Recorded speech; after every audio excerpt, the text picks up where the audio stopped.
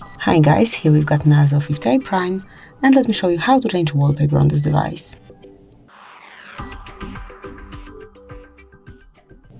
First of all, open the settings, then find and select display, and now click on wallpaper. Now you can pick the album from which you want to pick your wallpaper.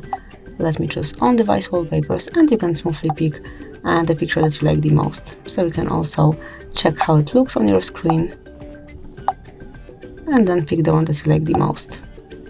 And tap on confirmation mark to apply. Finally decide if this picture is for your home screen only, just your lock screen, or both of them. I would choose both. And that's it, that will be all. Thank you for watching. Please subscribe our channel and leave the thumbs up.